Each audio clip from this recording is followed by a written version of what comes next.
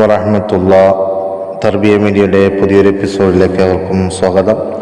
വിശുദ്ധ ഖുർആനിൻ്റെ 114 സൂറത്തുകളാണ് നാം ചർച്ച ചെയ്തുകൊണ്ടിരിക്കുന്നത്. അൽഹംദുലില്ലാഹ്. ഇന്ന് ഖുർആനിലെ 3-ാമത്തെ സൂറത്ത് ആലി ഇമ്രാനാണ് നമ്മൾ സംസാരിക്കുന്നത്. ഈസാ നബി അലൈഹി സ്വലാത്തു വസ്സലാമയുടെ പിതാമഹനാണ് ഇമ്രാൻ നബി അലൈഹി സ്വലാം.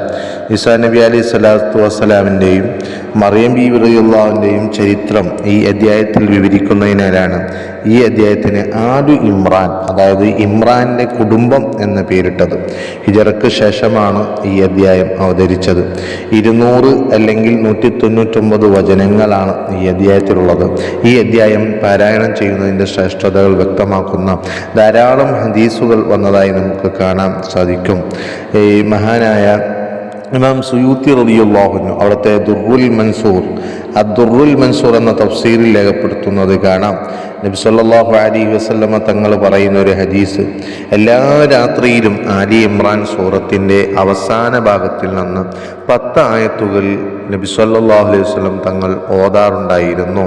അതുപോലെ ഇമാം സുയൂത്തി റളിയല്ലാഹു അൻഹു വീണ്ടും പറയുകയാണ്, ഉസ്മാൻ ഇബ്നു അഫ്ഫാൻ റളിയല്ലാഹു അൻഹു തൊട്ട് ദാരിമി റളിയല്ലാഹു അൻഹു ഉദ്ധരിക്കുന്ന ഒരു ഹദീസ്, ആലി ഇമ്രാനിൻ്റെ അവസാന ഭാഗം രാത്രിയിൽ പാരായണം ചെയ്തവർക്ക് ഒരു രാത്രിയിലെ നിസ്കാരങ്ങൾ നിസ്കരിച്ചത് ആയ പ്രതിഫലം അല്ലാഹു രേഖപ്പെടുത്തുന്നതാണ്.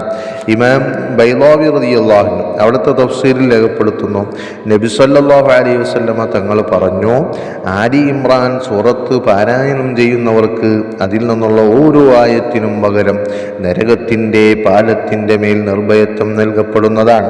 വീണ്ടും നബി സല്ലല്ലാഹു അലൈഹി വസല്ലം തങ്ങൾ പറഞ്ഞ മറ്റൊരു ഹദീസ് കാണാം, വെള്ളിയാഴ്ച ദിവസം ആലി ഇമ്രാനിനെ പരാമർശിക്കുന്ന സൂറത്ത് പാരായണം ചെയ്യുന്നവർക്ക് അല്ലാഹുവും അവൻ്റെ മലക്കുകളും സ്വലാത്ത് നിർവഹിക്കുന്നതാണ്. അതുപോലെ തന്നെ വീണ്ടും നബി സല്ലല്ലാഹു അലൈഹി വസല്ലം തങ്ങൾ പറയുന്നത്, ഇമാം മുസ്ലിം റിപ്പോർട്ട് ചെയ്യുന്ന ഒരു ഹദീസിൽ, അൽ ബഖറയും ആലി ഇമ്രാനും അത് പാരായണം ചെയ്യുന്നവർക്ക് ശുപാർശകരായും അനുകൂല സാക്ഷികളായും നാളെ ഖിയാമത്ത് നാളിൽ വരുന്നതാണ്. അതുപോലെ തന്നെ ആലി ഇമ്രാൻ സൂറത്ത് വിഷബാധയേറ്റവരുടെ മേൽ പാരായണം ചെയ്യുന്നത് ഗുണം ചെയ്യുമെന്ന് ഹദീസിൽ വന്നിട്ടുണ്ട്. രാത്രിയിൽ ആലു ഇമ്രാൻ അവസാനം വരെ പാരായണം ചെയ്താൽ നിശാനിസ്കാരത്തിൻ്റെ, അതായത് രാത്രി നിസ്കരിച്ചതിൻ്റെ പ്രതിഫലം അല്ലാഹു സുബ്ഹാനഹു വ തആല നൽകുന്നതാണ്.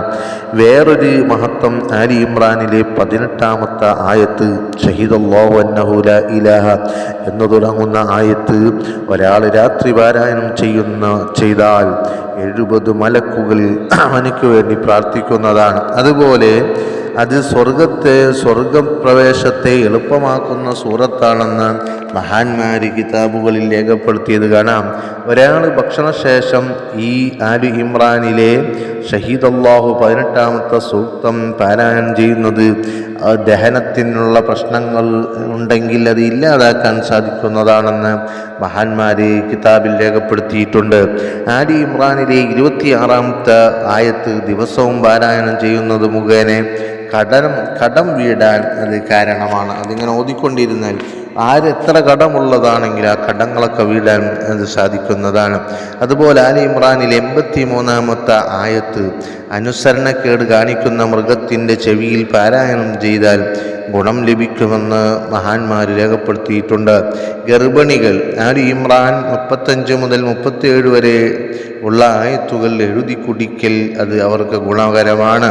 വിഷമഘട്ടത്തിൽ ആലി ഇമ്രാനിലെ 173-ാമത്തെ സൂക്തത്തിൻ്റെ അവസാന ഭാഗം, ഹസ്ബുനല്ലാഹ് എന്ന് തുടങ്ങുന്ന അവസാന ഭാഗം പാരായണം ചെയ്യൽ വളരെ ഗുണം ചെയ്യുന്നതാണെന്ന് മഹാന്മാർ രേഖപ്പെടുത്തിയിട്ടുണ്ട്. ഇങ്ങനെ ഒട്ടനവധി മഹത്വങ്ങൾ ഉൾക്കൊള്ളുന്ന സൂറത്താണ് സൂറത്ത് ആലി ഇമ്രാൻ. അല്ലാഹു സുബ്ഹാനഹു വ തആല ജീവിതത്തിൽ പകർത്താൻ തൗഫീഖ് നൽകുമാറാകട്ടെ എന്ന് ആത്മാർത്ഥമായി ദുആ ചെയ്യുന്നു.